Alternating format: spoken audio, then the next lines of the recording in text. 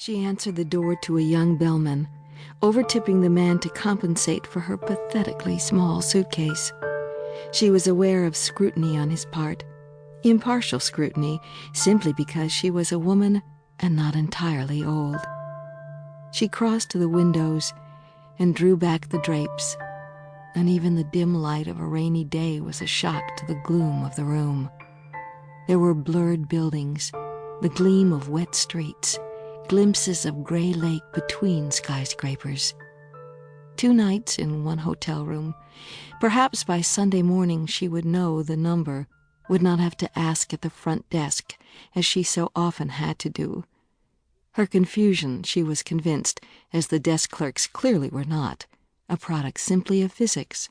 She had too much to think about and too little time in which to think it. She had long ago accepted her need for extravagant amounts of time for contemplation, more she had observed than others seemed to need or want. And for years she had let herself believe that this was a product of her profession, her art, when it was much the other way around. The spirit sought and found the work, and discontent began when it could not. And of course, it was a con, this art, which was why she couldn't help but approach a podium, any podium, with a mantle of slight chagrin that she could never quite manage to hide.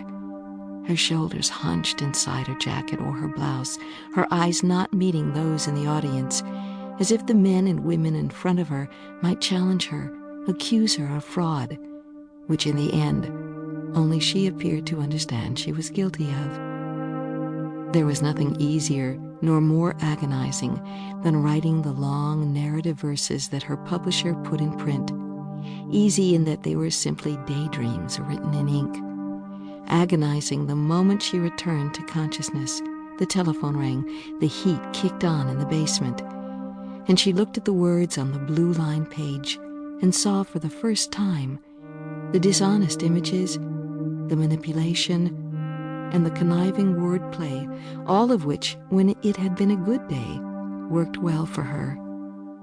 She wrote poetry she had been told that was accessible, a fabulous and slippery word that could be used in the service of both scathing criticism and excessive praise, neither of which she thought she deserved. Her greatest wish was to write anonymously, though she no longer mentioned this to her publishers, for they seemed slightly wounded at these mentions, at the apparent ingratitude for the long and tedious investment they had made in her that was finally, after all these years, beginning to pay off. Some of her collections were selling now, and one of them was selling very well indeed, for reasons no one had predicted and no one seemed to understand. The unexpected sales attributable to that vague and unsettling phenomenon called word of mouth. She covered the chintz bedspread with her belongings, the olive suitcase, slim and soft for the new stingy overheads, the detachable computer briefcase, the detaching a necessity for the security checks, and her microfiber purse with its 8 compartments for her cell phone, notebook, pen, driver's license, credit cards, hand cream, lipstick, and sunglasses. She used the bathroom with her coat still on, and then searched for her contact lens case so that she could remove the miraculous plastic irritants from her eyes. The lens is soiled with airplane air and smoke from a concourse bar, a 4-hour layover in Dallas ending in capitulation to a plate of nachos and a Diet Coke. And seeping around the edges, she began to feel the relief that hotel rooms always provided, a place where no one could get to her. She sat again on the enormous bed, 2 pillows propped behind her.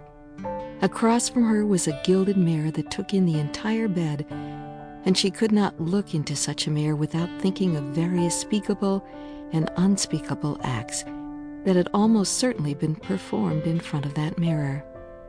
She thought of men as being particularly susceptible to mirrors in hotel rooms. Her speculation led inevitably to consideration of substances that had been spilled or fallen onto that very bedspread. How many times? Thousands of times? And the room was